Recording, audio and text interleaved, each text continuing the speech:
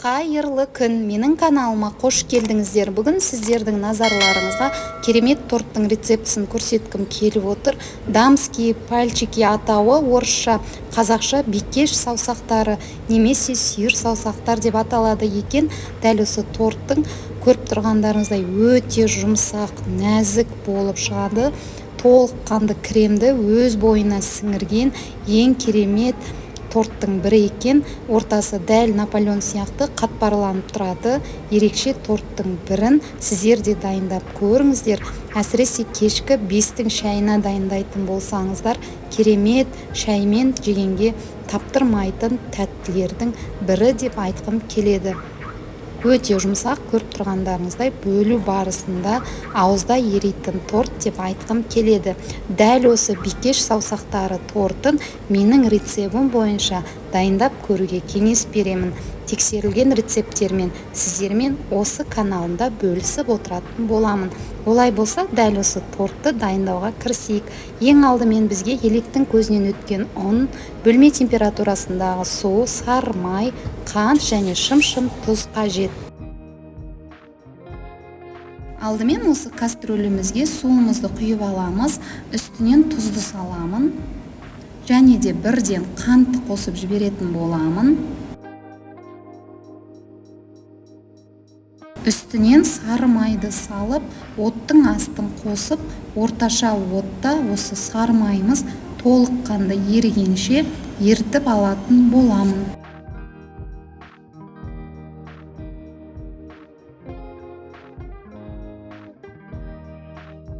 Сары майымыз ерігеннен кейін баяу отта осы суды қайнатып алатын боламыз. Дәл осылай қайнаған сәтте үстінен електің көзінен алдын ала өткізілген ұнды 2-3 бөлікке бөліп сала отырып, лопатканың көмегімен тоқтаусыз араластырамыз.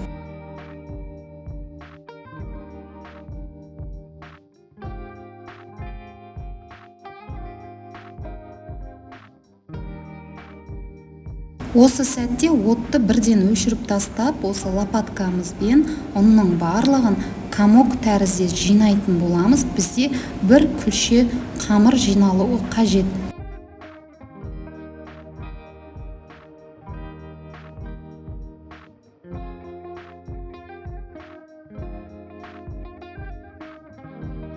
Осы жиналған қамырымызды бөлек басқа ыдысымызға салып алатын боламыз.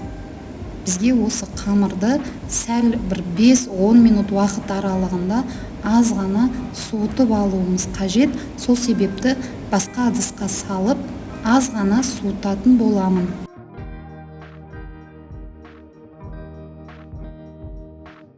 Біздің қамырымыз суығанша басқа ыдысымызға 4 жұмыртқамызды дайындайтын боламыз. Мен ең алдымен 3 жұмыртқаны ғана дайындап алатын боламын. 4-ші жұмыртқаны біз қалдыра тұратын боламыз. Егерде жетпей жатқан жағдайда 4-ші жұмыртқаны да қосатын боламын.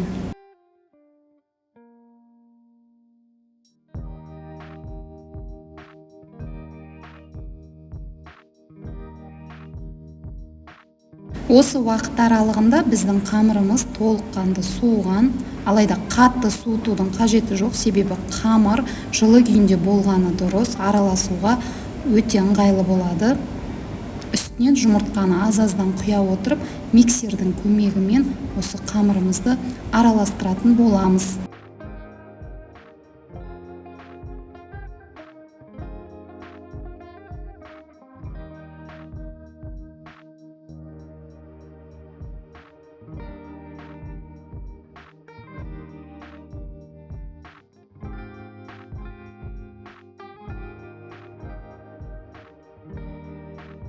Осы аралықта көріп тұрғандарыңыздай біздің қамырымыз әлі де қою, сол себепті 4-ші жұмыртқаны бірден осы қамырдың үстінен салатын боламын және миксермен ары қарай миксерлеймін.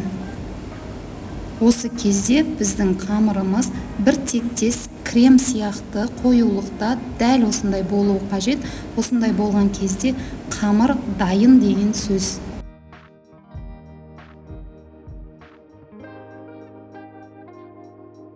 Қамыр әлі де жып-жылы. Осы қамырымызды крем салатын қалташамызға насаткамызды салып алып, салатын боламыз. Насатканы, кез келген насатканы, өздеріңізге ұнайтын насатканы пайдалана беруге болады.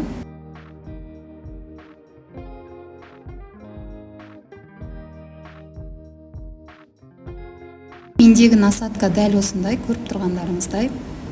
Осы аралықта пешті 180 градусқа алдын ала қыздырып қоямыз, және де осы қамырымызды видеода көрсетілгендей пергамент қағазымыздың үстінен салып шығатын боламын.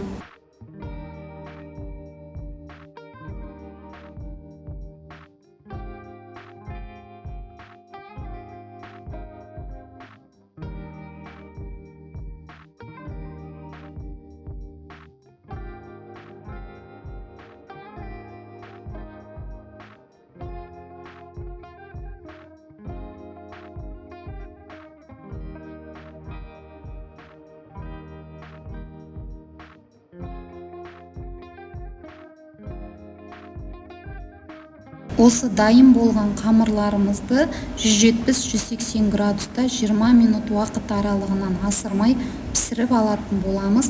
Бізге қатты қызартудың қажеті жоқ. Дәл осындай сарғайып шыққан сәтінде біздің қамырымыз пісті деген сөз. Дәл осындай ұзынша печеньелардың барлығын пісіріп алып, толыққанды суытамыз. Осы уақыт аралығында торттың кремін дайындаймын. Бұл жерде 20% дүкеннің қаймағы, үстінен ванильді қант және де қант ұнтағын салып, лопаткамен араластырып, крем жасап алатын боламын, және де кремді 5 минутқа демалдыруға қалдырамын.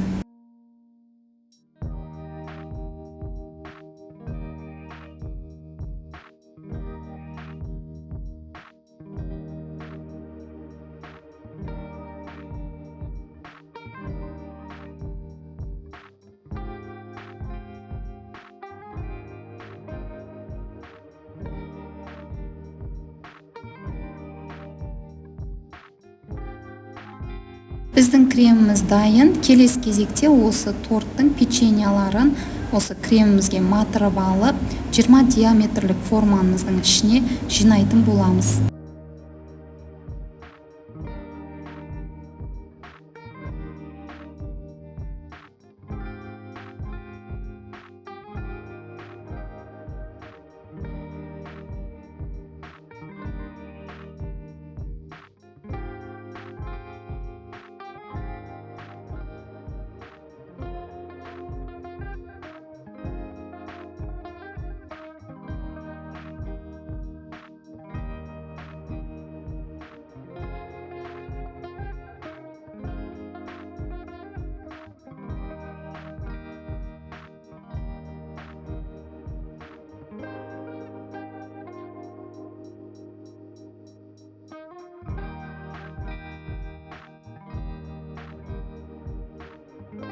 Дәл осы реттілікпен тортты жинап алғаннан кейін тоңазытқышқа кем дегенде 2 сағатқа пропиткаға қалдырамын.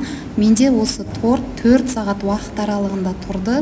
Барлық кремді өз бойына жақсы сіңірген, және креміміз кішкене қатыңқыраған. Формамызды торттан алып тастаймыз.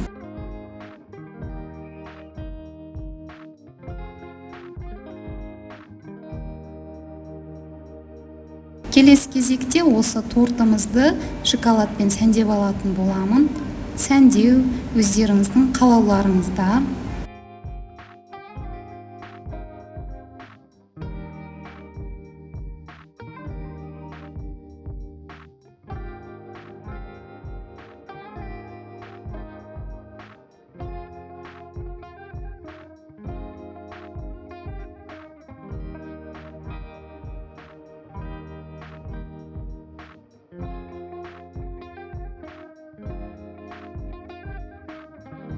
Дәл осылай сәндеп алдым. Осымен біздің тортымыз дайын. Менің видеом сіздерге пайдалы болды деген ойдамын. Менің каналыма әлі тіркелмеген болсаңыз, каналыма тіркеліп, лайк басып, комментарийға жаза кетіңіздер. Қоңырауша белгісін басып қоятын болсаңыздар, сіздермен бірге тамаша рецепттерде кездесетін боламыз. Назарларыңызға рахмет. Сіздермен бірге болған Мақпал Ерболатқызы. Сау болыңыздар.